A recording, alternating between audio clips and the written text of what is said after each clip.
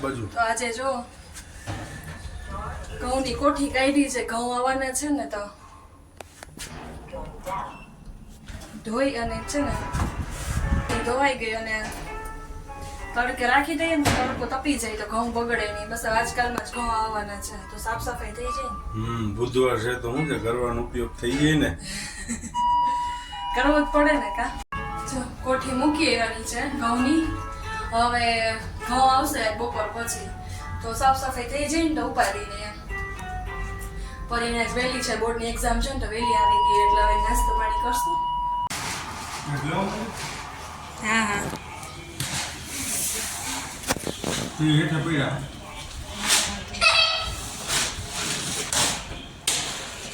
કાનુ આમાં આવતો રે.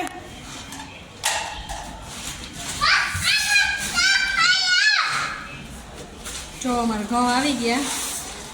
આપણા બાચકા છે કે એના નાખ્યા બીજા? કાનો આઈસ્ક્રીમ ખાય નાની લઈ આવ્યા. હવે ખાઈને સુઈ જવાનો. મમ્મી આવી ગયા ઘઉં સાફ કરવા. ઘઉં આવી ગયા છે. અમારા બા બેઠા છે, બે ફટાફટ સાફ કરે. બા આમ જોવો જોઈએ બા. હા હા હા હા વાહ હા સ્પૂન સ્પૂન. શું કે મમ્મી? તમારા ઘઉં સરસ છે, કચરો નથી, પૂતળા નથી, કાટેલ નથી, બસ ચારવા પડે એવું છે. બહુ સરસ છે. પૂતળા છે કોકો. હા કોક કૂતરું છે ને થોડાક ઝીણા છે, લીલા દાણા થોડાક છે ઉપર. બાકી સરસ છે, સાવ ચોખ્ખા છે. બોલો ને અમાર કાનો નાનો છે ને એટલે એમ બધાને જરૂર પડે, નકર તો એ આખા ઘરમાં વેરી દે. હવે થઈ જાય તો થોડાક મોડા થાય બીજું. તમારા બા કેવા છે? અમાર બા વા છે ને નહીં તો વાની જરૂર ન પડે. સાસુ ઓલી વખતે થાય નતા એટલે થઈ ગયા હતા. આ વખતે થોડુંક ત્યાં છે એટલે થોડો પ્રોબ્લેમ થાય. અમાર બા હુતા નહીં કે લાવો થોડીક વાર કરાવવા લાગો. મમ્મી એવી ને બા બે કરે ત્યાં હું બેન બોડાવી દઉં, પછી ત્રણેય કરશું તો થઈ જાય. નહીં વાંધો આવે કા. હા થઈ જાય.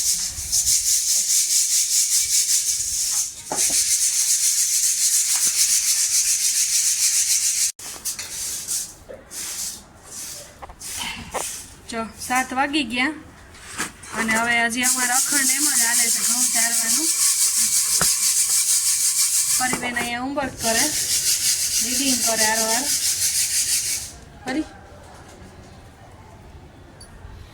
હજી અમારે મારા દીકરી એમ જ છે. ઘઉં હવે 4 બાજકા રહ્યા છે. ઘઉં એમ તો ચોખા છે એટલે બહુ કંઈ છે નહીં, થોડા ઘણા પૂતરા ને એવું જ છે.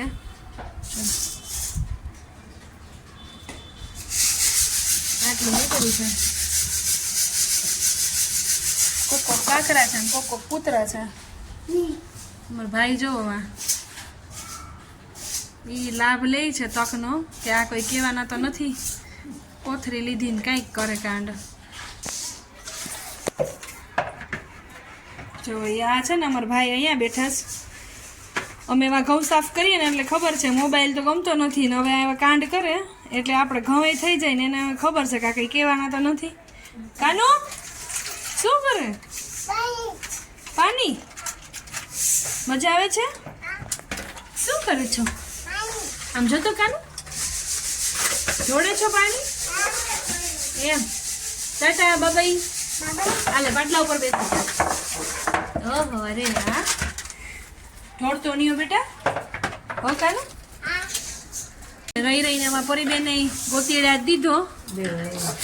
કેમ ને પરિબેન? અરે વાહ, મારી દીકરી મોટી જઈએ પછી ક્યાં ઉપાડીશ. હા મોટું તો દેખાતું નથી. સુંદર માથે લઈને ઘઉં આટલા છે, બાકી થઈ ગયા.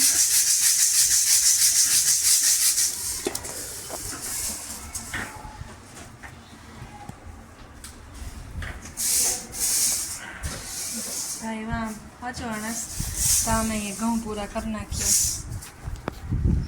જો વાગ્યા 10 અને જમી કરીને નવરા થઈ ગયા. અને આજે છે ને અમારે ઘઉં ભરવાના છે રંડિયું દઈને.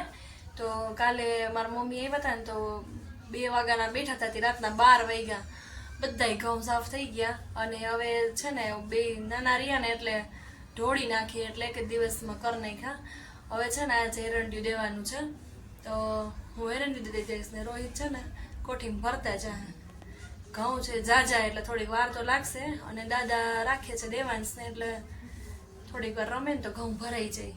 પરી તો ટીવી જોવે એટલે એ તો મોટી એટલે કંઈ આમ તોફાન ના કરે પણ અમારે કાનાનું ધ્યાન રાખવું પડે. તો હાલો આપણે ઘઉં ભરી લઈએ.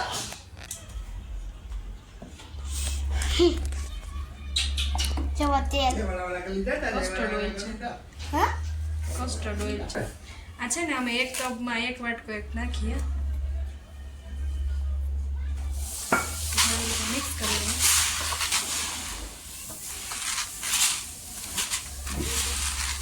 નીચે છે ને થોડુંક ઓછું નાખીએ કારણ કે ઉપર નીચે આવે ને એટલે ઉપર વધારે નાખીએ. કરિયામાં તો પછી નીચે ઉતરવાનું જોઈએ એટલે દેખાય છે ને.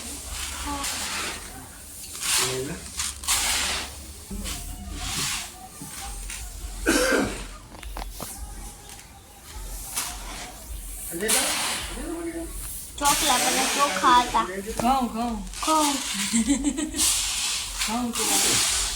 હજી છે થોડાક કા મમ્મી હજી તો સ્ટાર્ટિંગ છે બેટા, શરૂઆત કરી છે તો.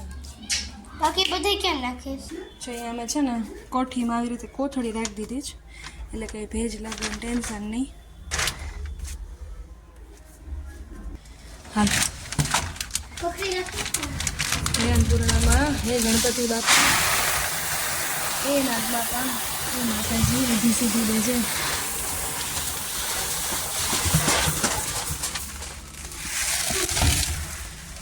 ચોકલા બધા છે હલવો રોહિત.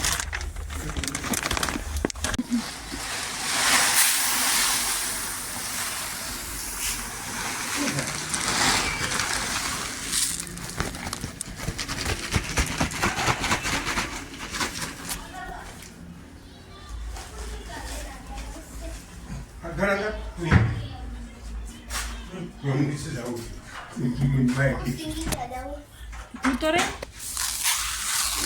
રમવાની ના પડી. એક કોઠી આખી ભરાણી અને આ છે ને બે રંગ બે આખા ભરાઈ ગયા. લેત રોહિત કોઠી ભરાઈ ગઈ એક આખો બેરલ ભરાઈ ગયો છે ને આપણે ઢાંકી દઈએ.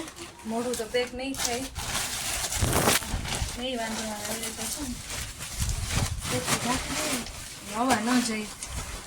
હવે છે ને આનું ફૂદેડાનું ધ્યાન રાખવું પડે. જો ફૂદેડું જાય ને તો ઘઉંમાં ધનેડા ને એવું થઈ જાય પણ અમારે તો બગડતા નથી એવી રીતે પેક થઈ જાય ને એટલે જ કોથળી રાખી છે કે શું કોથળી હોય ને તો ઉપાડી નહીં.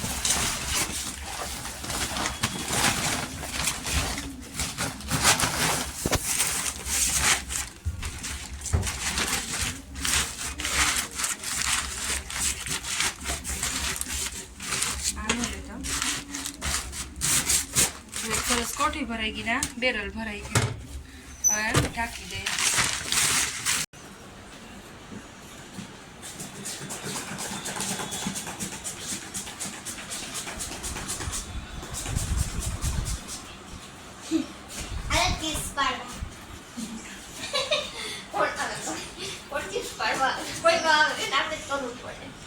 જો આજે છે ને બટેટાની વેફર પાડીએ છીએ વરસની નવા વરસની અને અમાર કાનો આવે છે લેતો જઈશ.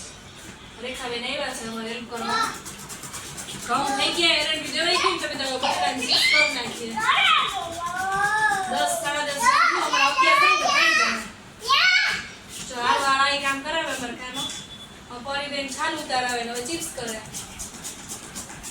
નમને કરાવતો તો પણ એ તૂટી ઉતારે. નમને ઘણાય જો આટલી છાલ નમને કરાવી. રેખાબેને આ ઢગલો કર્યો છાલનો અને મેં છે ને બધાય કામ કરે છે એટલે ચિપ્સ બનાવવામાં બધાયનો એટલો જ ફાળો છે. જો આમાં છે ને આ કરી નાખી છે અને આખીમાં છે ને એક ડોલ ભરાણી છે. જો અહીંયા રોહિતનું ટિફિન બની ગયું. ભરેલ રીંગણા બટાટાનું શાક, સલાડ, રોટલી મમરા ને છાશ. હાલો ફટાફટ મોડું થાય એટલે ટિફિન ભરી દઈએ.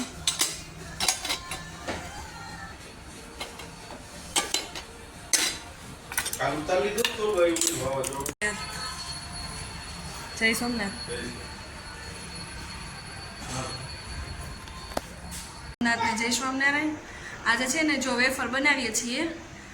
કાલ રાત્રે બધાએ ભેગા મળીને છાલ ઉતારીને વેફર કરી લીધી હતી, મશીનમાં પાડી લીધી હતી, ઘરે જ પાડી હતી. જો વચ્ચે વચ્ચે બોલે છે. હા, અને અત્યારે છે ને બાફીને સૂકવી નાખી. પરી આજ વહેલી આવી ગઈ હતી તો પરીને બા ને બધા છોકરાઓને બધાય ગોઠવે. તો જો 11 થયા છે ને થોડી ઘણી તો ગોઠવાઈ ગઈ છે, થોડીક જ રહી છે. જો તમને બતાવું, બાળકો છે ને અહીંયા ગોઠવે છે. હાલો બધાય સુકવા. શું સૂકવવા આવે? ચિપ્સ. શું કરે કાનું? શું કરે છો તું? ખા છો કે બગાડે છો કે સૂકવે છો? હા, શું બનાવ્યું? ચિપ્સ. કોને ખાવી છે? કેમાં? અરે વાહ. જો પરિબેન અહીંયા ઊંધ્યા માથે ગોઠવે છે.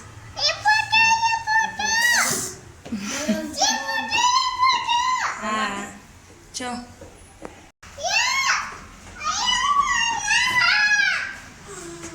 બા અહીંયા ગોઠવે અને પરી અહીંયા ગોઠવે. 30% જેટલી જ બાકી હશે. હવે બાકી સુકાઈ ગઈ છે. મમ્મીની સાડીઓ બધી વધારાની હતી ને એમાં સૂકવી દીધી. ગોદડા કરવા માટે રાખી હતી તો વેફર બનાવવામાં કામ આવી ગઈ. જો મસ્ત બટાટાની વેફર બફાઈ ગઈ. પરિબેનને ગરમ લાગે તો ઘા કરે, ફરી નીચે મૂકી દેવી. શું જોઈએ બેટા?